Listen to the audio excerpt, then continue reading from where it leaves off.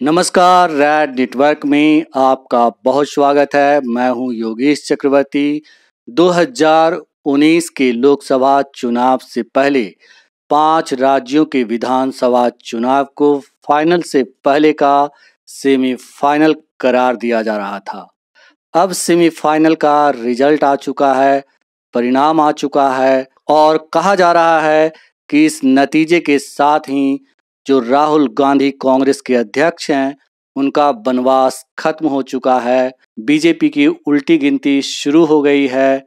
इस पूरे मामले पर हमारे साथ बातचीत करने के लिए जनसत्ता के संपादक मुकेश भारद्वाज जी मौजूद हैं। हम उनसे जानेंगे इस चुनाव नतीजे के क्या कुछ असर होने वाले हैं। रैड नेटवर्क में आपका बहुत स्वागत है। जी शुक्रिया आपका बहुत बहुत योगेश। सर, ये बताइए, कहा जा रहा है कि जो सेमीफाइनल के रिजल्ट के साथ ही कांग्रेस अध्यक्ष राहुल गांधी का वनवास खत्म हो गया है। आप इसे किस नजरिए से देखते हैं? पूरे चुनाव पर के जो नतीजे आए हैं उसको। देखिए, वो वनवास खत्म हो गया है। आप इसको इस मायने में जानिए कि कांग्रेस जो पिछले एक अरसे से लगातार हारती जा रही थी और उस हार की सारी जिम्मेवारी जो है उनका जो मुख्य विपक्षी दल जिससे वो लड़ रहे हैं यानी कि बीजेपी, वो राहुल गांधी के ऊपर ही डाल रही थी। तो उस मायने में अगर देखें तो वाकई ये वनवास खत्म हो गया है, क्योंकि इससे पहले हालांकि कांग्रेस का प्रदर्शन गुजरात में बहुत अच्छा रहा, जिसके बाद से थोड़ी खलबली भी रही। कर्नाटक में बहुत अच्छा रहा, उसके अलावा गोवा की तरफ भी अच्छा रहा, लेकिन समहाउ वो वहां सरकारें नहीं बना पाए। कर्नाटक में सबसे बड़ी पार्टी होने के बाद भी वो सरकार नहीं बना पाए, उनको अपने से जूनियर पार्टनर को अपने चीफ मिनिस्टर बनाना पड़ा। सो दैट वे मेरा पॉइंट ये है कि अगर ये कहा जा रहा है, यहाँ भी बहुत आसानी से सरकार नहीं बनी है। जैसे मध्य प्रदेश में बहुत टफ कंटेस्ट रहा है और मतलब मुझे लगता है ये कहना बड़ा मुश्किल है कि शिवराज सिंह हार गया। मतलब वो अगर हारा है तो बहुत ग्रेसफुली हारा है। और लेकिन ये सच है कि एक साथ 3 राज्य बीजेपी के पंजे से खींचना ये कोई आसान टास्क नहीं था। ये अगर इतनी मुश्किल से भी हुआ है तो वाकई इसको अगर उनके इस एंगल से आप देख रहे हैं कि उनका वनवास खत्म हो गया तो आप गलत नहीं है। उनका राजनीतिक पुनरुत्थान जो है वो अब होना शुरू हो जाएगा। संयोग की बात है कि कल उनका 1 साल भी पूरा हो रहा था अध्यक्ष के तौर पर, और उसके पूरा होते ही एक साथ 3 स्टेट खींच लेना वो बड़ी बात थी। किसी को भी इसकी उम्मीद नहीं थी, शायद कांग्रेस को खुद भी नहीं थी। तो दैट वे उनका वनवास वाकई खत्म हो गया।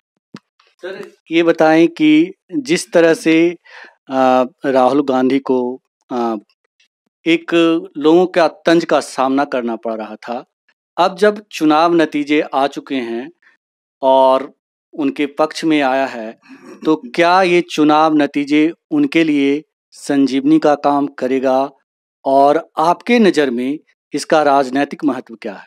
ये आप थोड़ा कहने में संकोच कर रहे हैं कि राहुल गांधी पे तंज कसे, उनको पप्पू कहा जाता था। मैं समझता हूँ आपका इशारा उस तरफ है।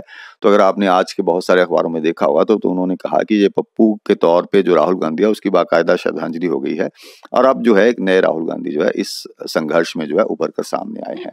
यही वजह है कि अब आपने अगर देखा होगा कि बीजेपी भी इसमें कहीं ना कहीं मानती है और प्रधानमंत्री ने भी उनको बधाई दी है। और पार्टी का ये मानना है कि जिस पार्टी को हमने बिल्कुल बाहर कर दिया था, जैसे वो कांग्रेस मुक्त भारत वाली बात थी, और कहीं ना कहीं उनको लग रहा था कि हम कांग्रेस मुक्त कर देंगे, लेकिन अल्टीमेटली इस चुनाव के नतीजों ने उनका ये जो पर्सपेक्टिव था उसको कहीं ना कहीं बहुत जबरदस्त ठेस पहुंचाई है। तो वो जो तंज कसने वाली बात अब शायद नहीं रह जाएगी, उस तरह से नहीं रह जाएगी, रह भी जाएगी तो उस तरह से नहीं रह जाएगी, क्योंकि बहुत से मुद्दे ऐसे थे जिन बातों के लिए बीजेपी जो है वो राहुल गांधी पे कटाक्ष करती थी। जैसे डायनेस्टी का सबसे बड़ा मुद्दा उनके ऊपर आता है कि उनके बाप दादा सारे, तो इसमें बीजेपी भी लोगों ने ये महसूस किया है खुद कि बीजेपी ने भी बहुत सारे टिकट ऐसे लोगों को दिए हैं जिनके फादर बीजेपी में है या इनके बाकी रिश्तेदार कोई ना कोई है। तो दैट वे बहुत बुरी तरह से घिर गया था ये। तो this was highly polarised election. So outcome of that polarization, the message is that polarization won't do. You have to do something authentic to convince the people that we mean business. That if we are saying it's development, you have to prove it when you are speaking to them. The electorate of this country is not foolish. When you speak to them, even when you are addressing a rally, they are looking at you. that what your achievements you are listing before them. Instead that you are attacking your opponents, or sometimes you are attacking below the belt also. So that way people have given their message in a very subtle manner that please come down to business. Now it's enough. We want that this government should be doing something for us. So that is a very loud and clear message of this election. Sir, जिस तरह से 2014 के लोकसभा चुनाव से पहले और बाद में भी न सिर्फ पीएम नरेंद्र मोदी बल्कि बीजेपी के दूसरे बड़े नेता भी मतलब कहते थे कि कांग्रेस मुक्त भारत बनाएंगे। क्या इस चुनाव नतीजे के साथ कांग्रेस मुक्त भारत का सपना धराशायी हो गया है? मुझे लगता है ये सवाल अब थोड़ा निरर्थक हो चुका है, क्योंकि अगर कांग्रेस मुक्त अब इसको कहा नहीं जा सकता है, क्योंकि ये 3 स्टेट जहां पर कांग्रेस जीती है ये तीनों बड़ी स्टेट हैं। आप अगर आज के एनालिसिस देख रहे होंगे तो इन तीनों में मिलकर 83 सीट्स थी लोकसभा की, जिनमें से 63 बीजेपी के पास थी। तो आप इतना बड़ा डेंट जब उनको मारते हैं, और आपने देखा होगा बहुत सारे जो नेटवर्क्स हैं जैसे इलेक्ट्रॉनिक नेटवर्क हैं या दूसरे अखबार भी हैं, उन्होंने इसको ट्रांसलेट किया है लोकसभा सीट्स के तौर पर। तो वहां उनको लगता है कि जो बीजेपी का नुकसान है वो 35 से 40 सीट और 40 से ज्यादा भी, किसी ने तो 46 सीट्स का भी नुकसान बताया है। तो इतना बड़ा नुकसान जो है बीजेपी कहां पे कॉम्पनसेट करेगी ये अभी देखना बाकी है। मतलब अगर अभी भी कोई किसी तरह का अति विश्वास है तो आई सैल्यूट।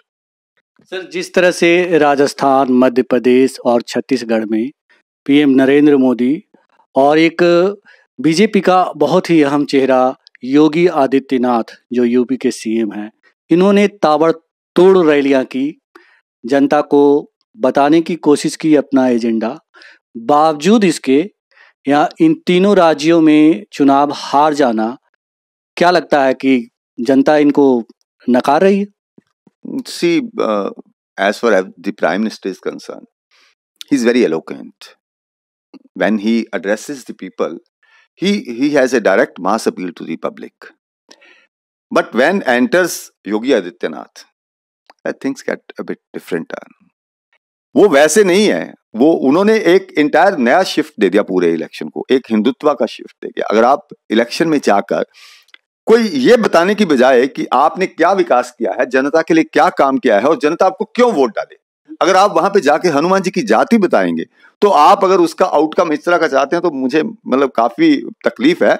और खास तौर पे योगी आदित्यनाथ के बारे में मैं खास तौर पे कहना चाहूंगा, उनका अपने प्रदेश का हाल देखिए आप दूसरे को जाके तो तब बताएंगे ना जब पहले आपका अपना प्रदेश। अभी बुलंदशहर में जो हुआ है उसके बाद योगी आदित्यनाथ की बातें लोगों को झूठ लगने लग गई और उनको लगा कि इस तरह का ध्रुवीकरण अगर स्टेट में चलेगा, इस तरह का ध्रुवीकरण के बेसिस पे अगर आप राजनीति में टिकट मांगेंगे, अपने वोट मांगेंगे, तो फिर एक आप आम आदमी, आम जनता को, जो किसान है, जो कामगार है, जो दूसरा काम करने वाला है, हाथ का काम करने वाला है, आम नागरिक है, यंग यूथ है जिसके पास रोजगार नहीं है, उसके जो इश्यूज हैं उनको एड्रेस करने की बजाय अगर आप इस तरह के इश्यूज करेंगे, और मान लीजिए आप राम मंदिर का भी इशू उठाएंगे, आप राम मंदिर बनाएंगे तो है नहीं 4.5 साल तक की सरकार में, जब इलेक्शन आएगा तो फिर आप इसकी बात करोगे राम मंदिर की, फिर इसको लेके जोक बनेंगे, ठीक है ना। तो उसके लिए मेरा कहना यह है कि ये जो मौका होता है इलेक्टोरल रैलीज का, जो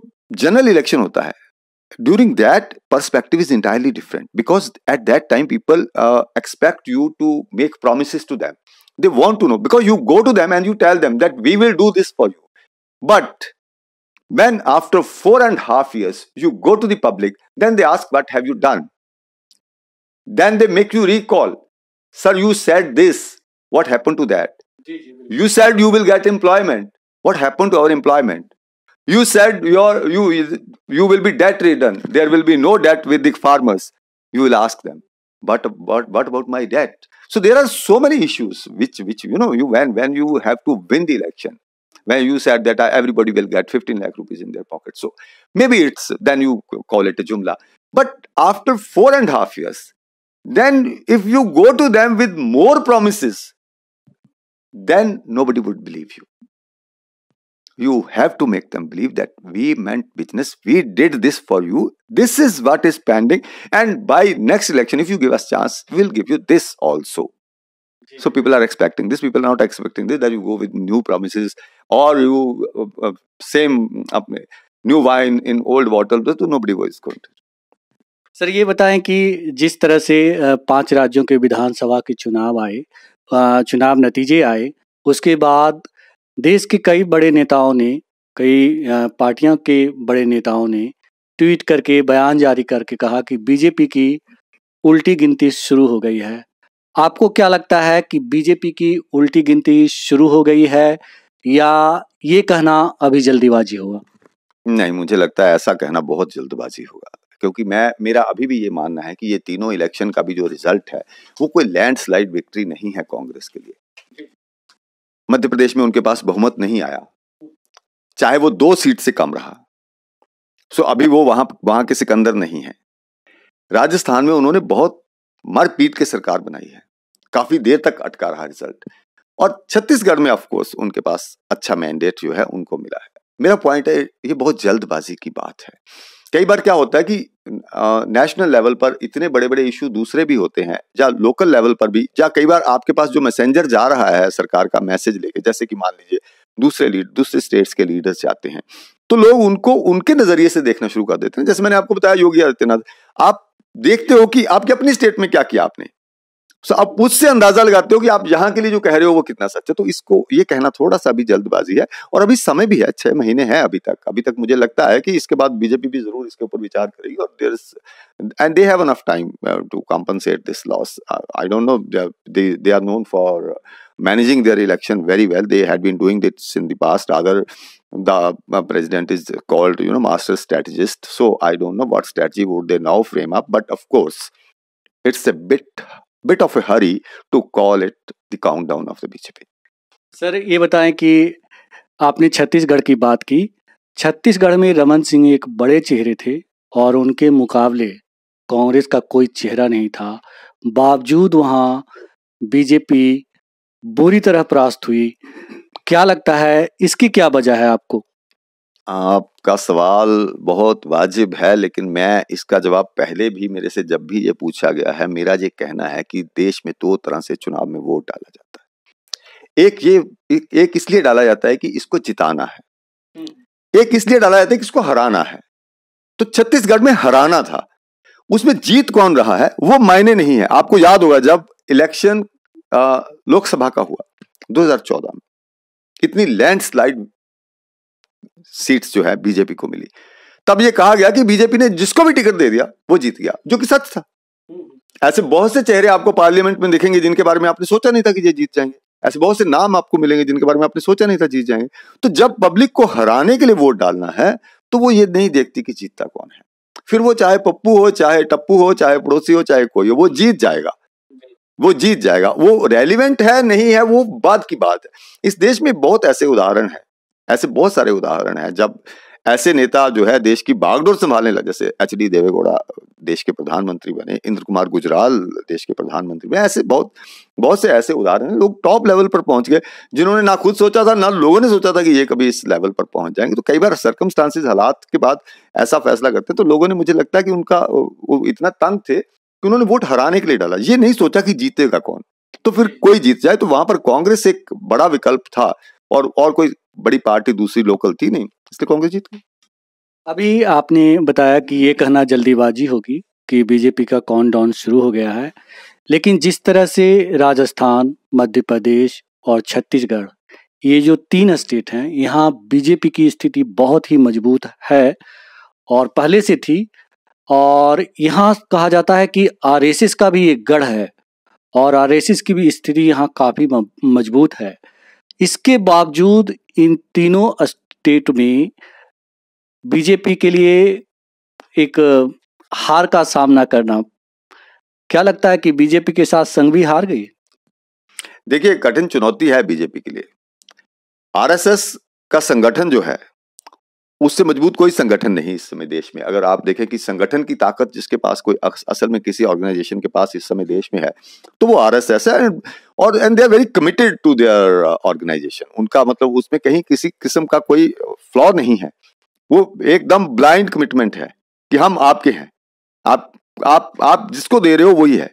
तो मुझे नहीं लगता कि संगठन के तौर पे उनको कोई नुकसान होगा। लेकिन ये नाराजगी जो है लोगों की, ये पॉलिटिकल है, दिस इज पॉलिटिकल अनॉयंस। लोगों को मौके की सरकार से नाराजगी है, संगठन से नाराजगी नहीं है। मुझे नहीं पता आरएसएस ने कितना रोल अदा किया इस इलेक्शन में, वो कितना इसके फोर पे थे या नहीं थे, और उनका कितना सपोर्ट था या नहीं था। लेकिन मैंने आपको जैसे पहले भी कहा, बीजेपी यहां पर बहुत बुरी तरह नहीं हारी है 2 स्टेट में। अभी भी आधे से आधा जो मैंडेट है, आधा जो इलेक्ट्रेट है, वो उनके ही पास है।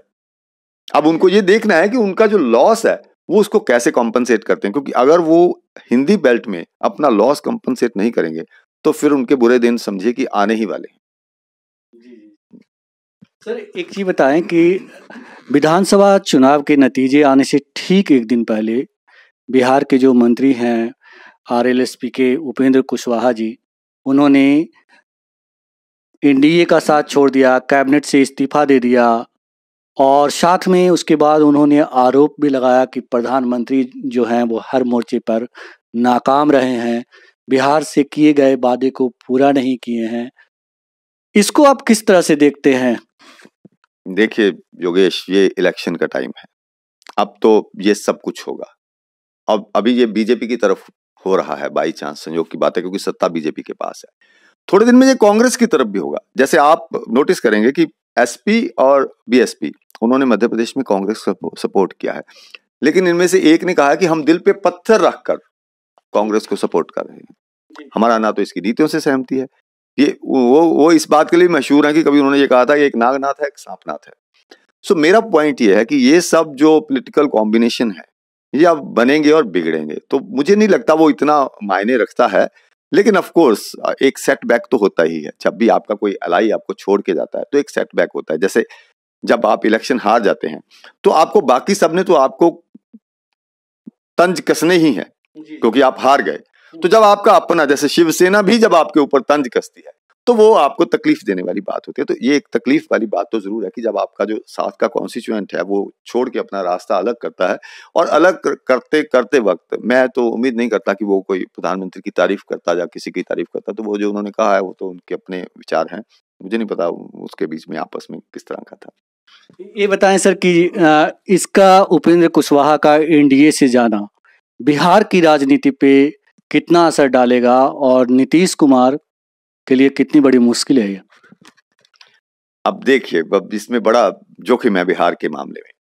अब नीतीश कुमार भी वो वाले नीतीश कुमार रहेंगे कि नहीं रहेंगे इन 3 स्टेट के इलेक्शन के बाद, ये पता नहीं है। उनकी भावी मूव क्या होने वाली है ये तभी पता चलेगा। लेकिन हाँ, ऑफ कोर्स कुशवाहा के जाने से थोड़ा बिहार की राजनीति में फर्क तो पड़ेगा, क्योंकि उनका अपना एक होल्ड वहां पर, एक पर्टिकुलर जो सेगमेंट है, हाँ, उसका एक पर्टिकुलर सेगमेंट के ऊपर उनका अच्छा सा कंट्रोल है, ये माना जाता है। मैं मतलब बहुत ज्यादा नहीं जानता हूँ, लेकिन यहाँ पर जो जितनी हम चर्चा सुनते हैं, जब कभी कभार पटना या कहीं और जाने का मौका मिलता है वहां जो सुनते हैं, तो उस सेगमेंट के ऊपर उनका कंट्रोल काफी स्ट्रांग है।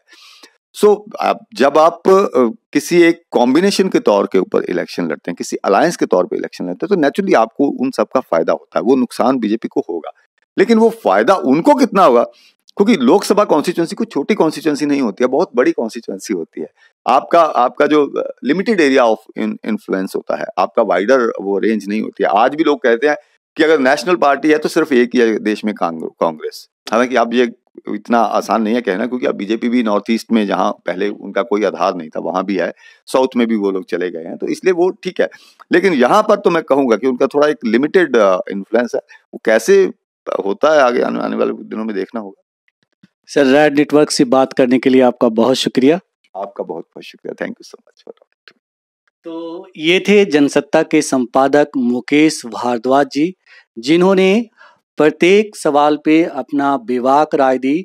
इनका साफ कहना था कि अभी ये कहना जल्दीबाजी होगा कि बीजेपी का काउंटडाउन शुरू हो गया है। योगेश चक्रवर्ती, रेड नेटवर्क, दिल्ली। आप देख रहे हैं रेड नेटवर्क। आपसे गुजारिश है, YouTube पर रेड नेटवर्क से जुड़ने के लिए इस सब्सक्राइब बटन पर क्लिक करें। सब्सक्राइब बटन के साथ ही घंटी बनी हुई है, उस पर जरूर क्लिक करें, ताकि जब भी हम नया वीडियो अपलोड करें आपको तुरंत इसकी जानकारी मिल जाए और आप लगातार जुड़े रहें रेड नेटवर्क के साथ।